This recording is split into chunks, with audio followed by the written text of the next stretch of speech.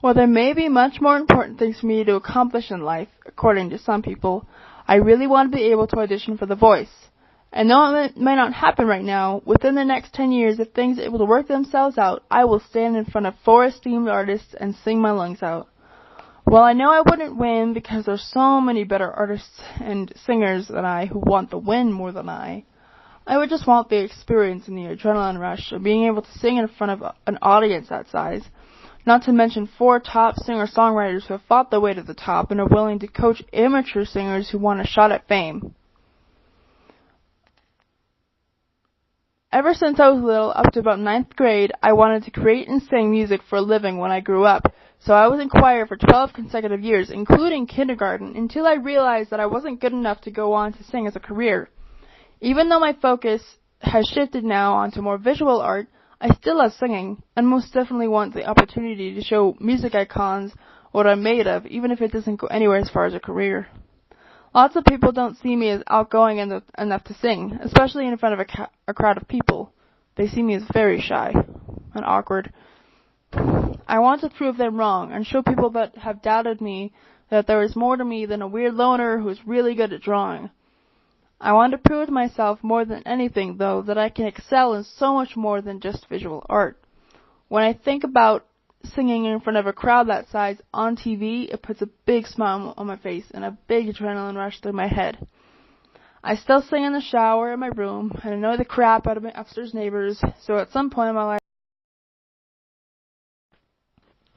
And speaking of visual art being my main focus now, the thought of being a tattoo artist makes me really excited. I'm already really good at art and have done dozens of Sharpie tattoos for people at several different events. The pictures you see are some examples of my work on people.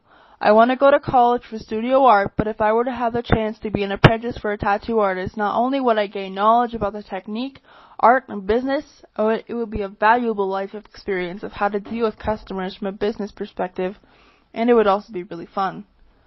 I've always thought that my artwork is basically useless because it serves no useful purpose, but with a tattoo, people find happiness within themselves for getting something permanently stamped onto their body, and I would feel much better about doing something useful if I was a tattoo artist.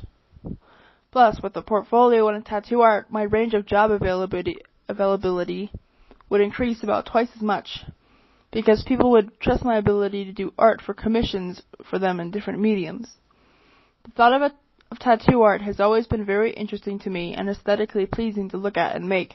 It makes me feel the same kind of on fire as the season finale of Gossip Girl would make a white girl obsessed with the show feel. Art always has and will continue to be the main focus in my life that keeps me. As far as career goes, I'm pretty set with the visual art line of work, but as far as my hobbies go, my biggest goal is to become a great cook through lots of practice, like cooking dinner for my family, baking things for fun, and learning the chemistry that goes into finding the exact measurements to make food have the correct consistency and taste. I want to expand and figure out what tastes good together to create my own recipes. Cooking is so interesting. The fact that you can mix together flour, sugar, butter, and water and it suddenly becomes a compact dough is amazing to me. I only started to actively cook about a year ago, and I have gotten really into it, especially after watching season 6 of MasterChef.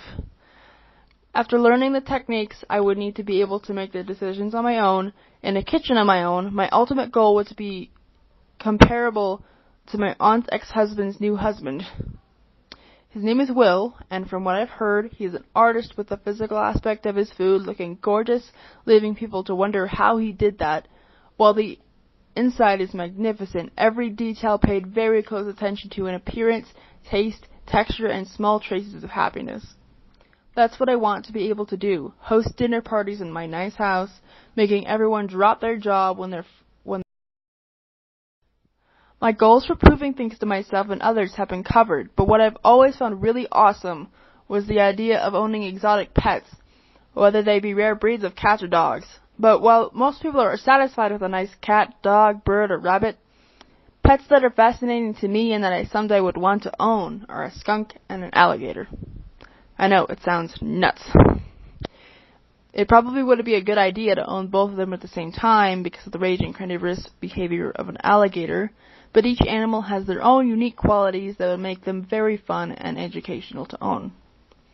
Obviously, the skunk would have to get sense glands removed.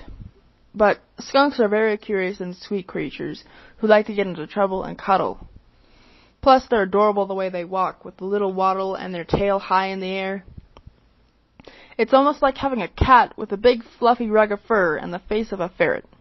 The alligator is not as cuddly, with no fur at all. But the smaller versions of alligators are still social beings, unlike their larger cousins. A deep bond can still be built with a creature that is thought of as a killer. With the right amount of affection, even though I would still definitely take caution around him, or more safe, or her, a stress-free relationship full of care, love, and playfulness can be built. To have a bond with an exotic pet such as a skunk or an alligator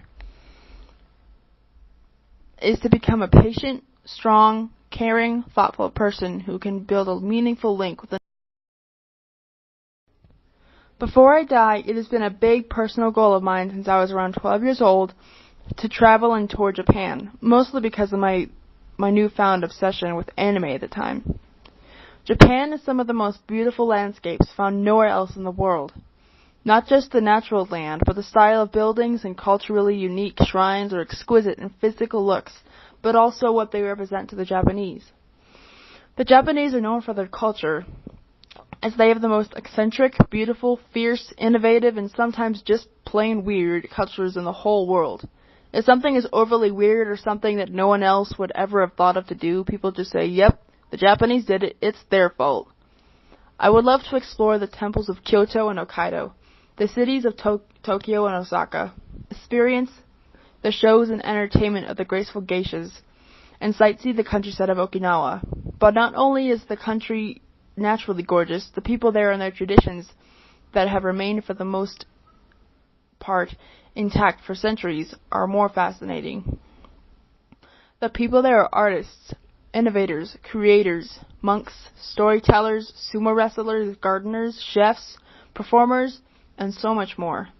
What better way to achieve all my goals than stated previously than to be immersed in a culture where all of them are encouraged? What better way to become an excellent cook than to learn from the masters who have learned from their masters how to prepare a meal fit for a king, and to figure out recipes only present in Japan?